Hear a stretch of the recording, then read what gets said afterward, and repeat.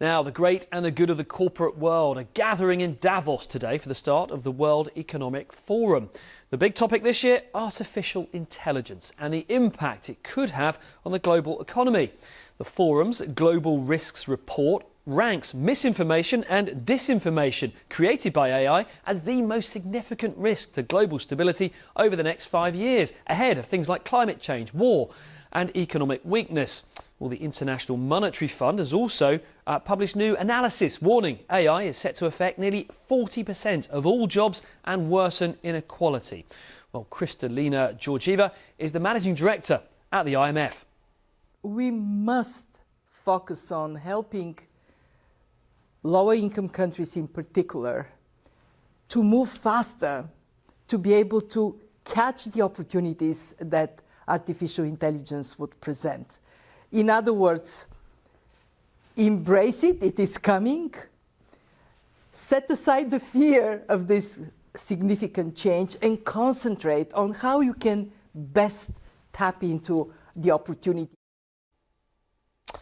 Well, let's head straight over to Davos now and speak to the tech entrepreneur, Sachin Dev Duggal, who's the co-founder of the software development platform Builder.ai. Thank you so much for joining us this morning, and I hope you're staying warm out there in Davos.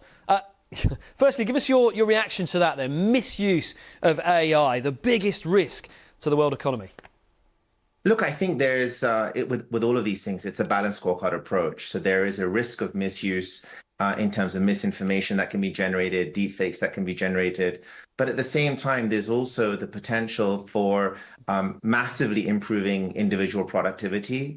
One of the things that we're seeing globally is a big mismatch between demand and supply in many industries, whether it's development of software, in marketing services, and now AI is allowing every human being to be that much more productive and help sort of square off that mismatch.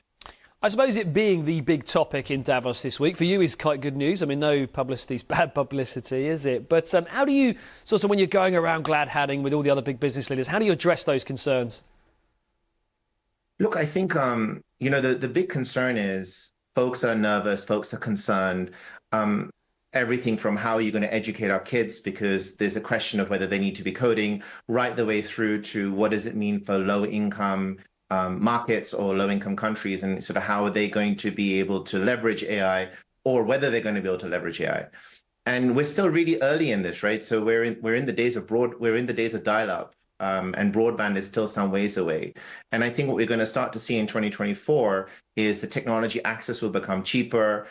You will see more folks leveraging it even from lower economic areas. And that will actually hopefully give them superpowers to be able to do and gain access to skills that otherwise they weren't able to. I mean, you mentioned broadband there. Some areas of the world could only dream of having broadband. So what do you make of this IMF report? I'm keen to get your view, which says the developed economies will be most affected. I mean, talk about the sorts of safeguards we can put in here.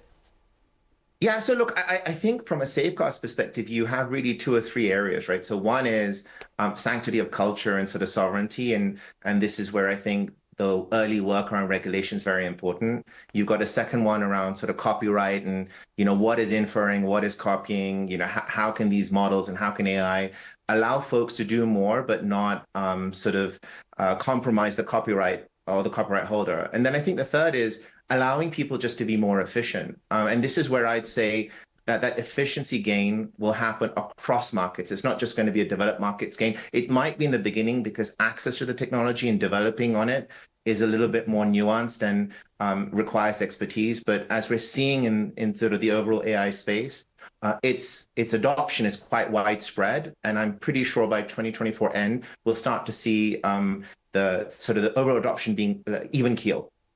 Just briefly, Sachin, give us a sense of the atmosphere out there. This is the big sort of date in the diary, isn't it, the calendar for business leaders to get together in Davos. It's an exciting time. I think it is. Folks I've spoken to, whether they're in technology or not in technology, there's definitely a sense of optimism in their stride compared to, say, 2023, where it just felt it was a lot tougher. I think folks, beginning of the year, are wishful of the things that are going to happen. And, technology is a key part of that conundrum. OK, Sachin, thank you so much for your time. Sachin Dev Duggal there, co-founder of software development platform Builder.ai. Thank you so much.